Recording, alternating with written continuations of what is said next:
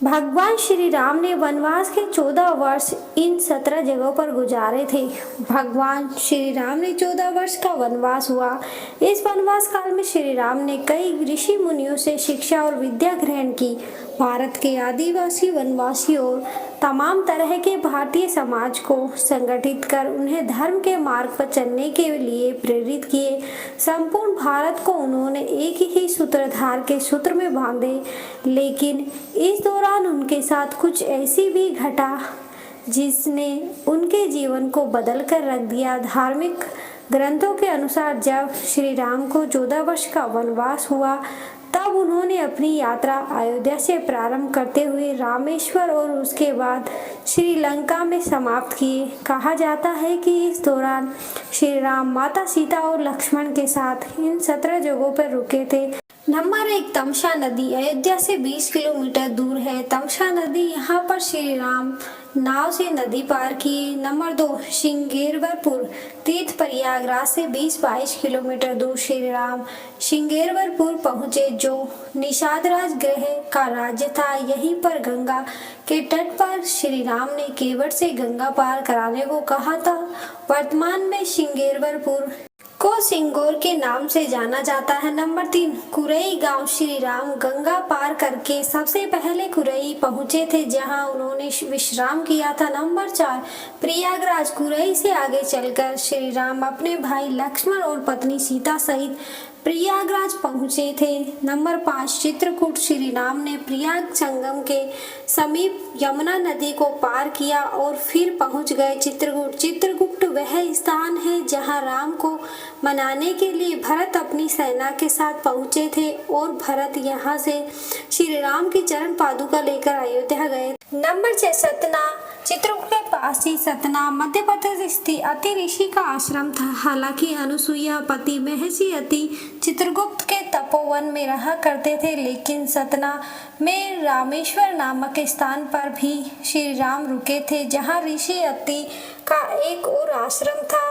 Number 7, Dandakaranya Chitrakoot से निकलकर श्री राम घने वन में पहुंच गए। असल में यही था उनका वनवास। इस वन को वो उस काल में दंडकारण्य कहा जाता है। मध्य प्रदेश, छत्तीसगढ़ और महाराष्ट्र के कुछ क्षेत्रों को मिलाकर दंडकारण्य था। दंडकारण्य छत्तीसगढ़, उड़ीसा, उत्तर प्रदेश राज्यों के अधिकतर इससे शामिल है। उड़ीसा के महानदी के पास से गोदावरी तक दंडकारण्य का क्षेत्र फैला हुआ था। इसी दंडकारण्य का हिस्सा है आंध्र प्रदेश का एक शहर भद्राचलम।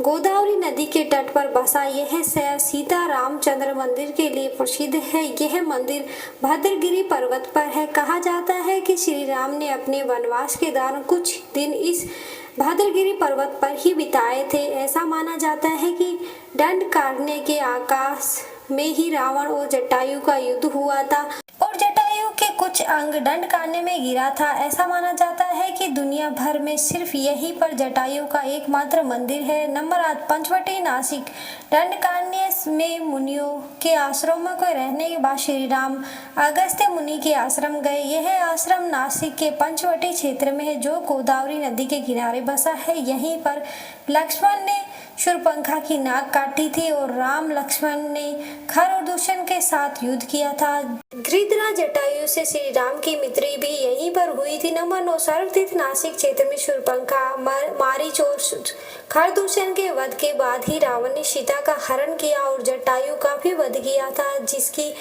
स्मृति नासिक से 56 किलोमीटर दूर ताखेड़ गांव में सर्वतीर्थ नामक स्थान पर आज भी सुरक्षित है। जटायु की मृत्यु सर्वतीर्थ नाम के स्थान पर हुई और जो नासिक जिले के तहसील के ताकेड़ गांव में मौजूद है। इस गांव को सर्वतीर्थ इसलिए कहा गया क्योंकि यहीं पर जटायु ने सीता माता के बारे में बताया था। श्री राम यहाँ जटायु का अंतिम संस्कार करके पिता और जटायु को शरद तर्पण किया था और इसी तीर्थ पर लक्ष्मण रेखा थी।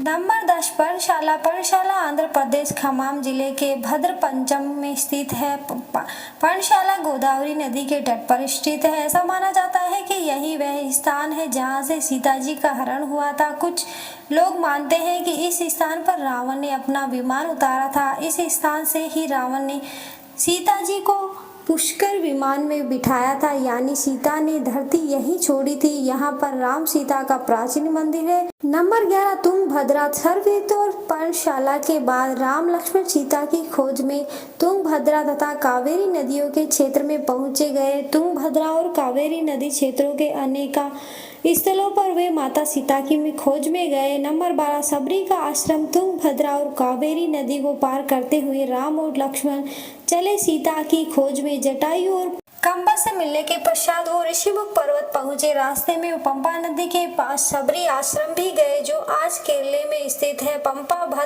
तुंगभद्रा नदी का पुराना नाम है। इसी नदी के किनारे हम्पी बसा हुआ है। केरल का प्रसिद्ध सबरीमल्य मंदिर तीर्थ इसी स्थान नदी के तट पर स्थित है। नंबर 13 ऋषिमुख पर्वत। मल्य पर्वत और चंदन वनों को पार करते हुए वे ऋषिमुख पर्वत की ओर बढ़े। यहाँ उन्होंने हनुमान और सुग्रीव से भेंट की, माता सीता के आभूषणों को देखा और श्री राम ने बाली का वध किया। पास ही पहाड़ी को मतंग पर्वत माना जाता है। इसी पर्वत पर मतंग ऋषि का आश्रम था, जो हनुमान जी के गुरु थे। नंबर 14 कोडी करई। हनुमान और सुग्रीव से मिलने के बाद श्री राम ने वानर सेना का गठन किया और लंका की ओर चल पड़े। तमिलनाडु के एक लंबी तट रेखा है, जो लगभग 1000 किलोमीटर तक फैला हुआ है। यहाँ श्री राम की सेना ने पड़ाव डाला और श्री राम ने अपनी सेना को कोडीकरई में एकत्रित कर विचार विमर्श किए, लेकिन श्री राम की सेना ने उस स्थान को सर्वेक्षण के